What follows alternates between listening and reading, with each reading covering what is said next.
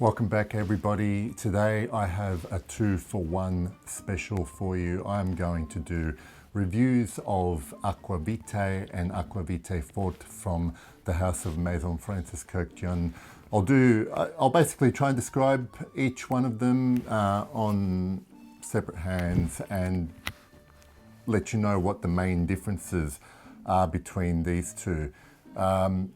As always, I'll put details of perfumer, years of release on here at the bottom of the screen. Obviously, the nose behind these two fragrances is Francis Kurkdjian from his own house.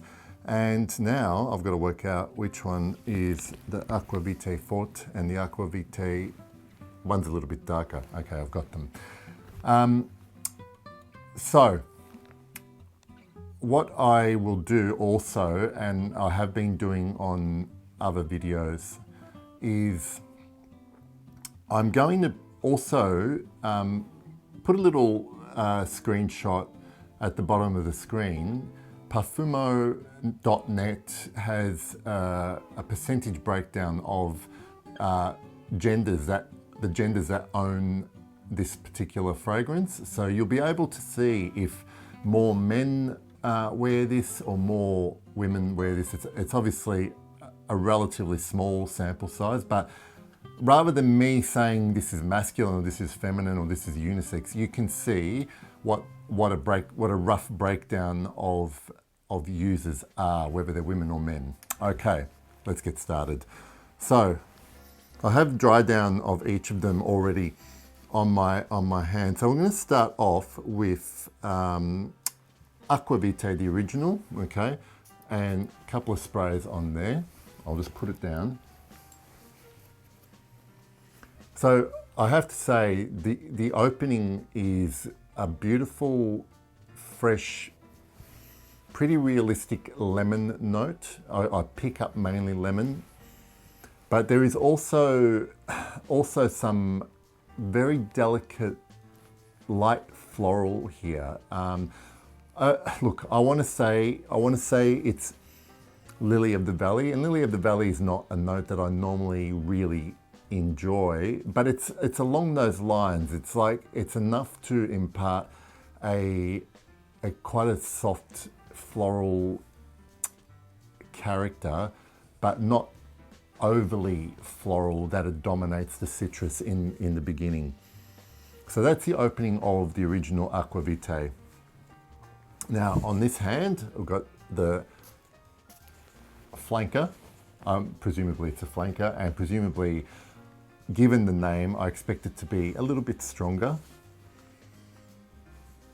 All right, so the opening on the Forte is different, okay? So to my nose, it bears not really any resemblance to the original Aqua Vitae.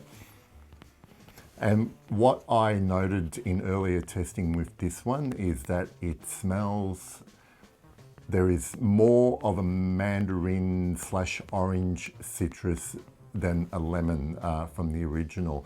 However, this one here does not smell of anything natural to me. On my skin, it comes off, everything in the opening just comes off very, very synthetic.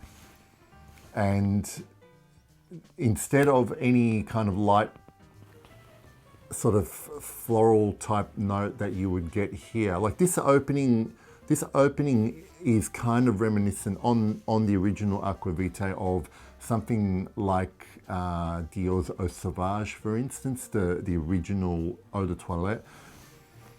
But Aqua Vitae Forte is, even the citrus smells synthetic. There are synthetic type, undistinguishable woody notes here, and probably some, soft kind of spices, but already my nose is recoiling from Aqua Vitae Forte. Now, again, with testing on my skin, the problem is that the one that smells better, which to my mind is Aqua Vitae, is a very, very poor performer on my skin.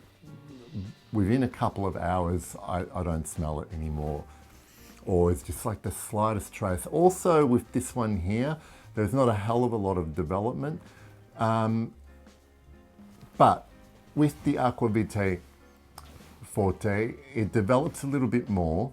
And what I smell predominantly as it develops is more of those synthetic woods, but there is a nice cardamom note that comes through here, and possibly with other sweeter kind of spices.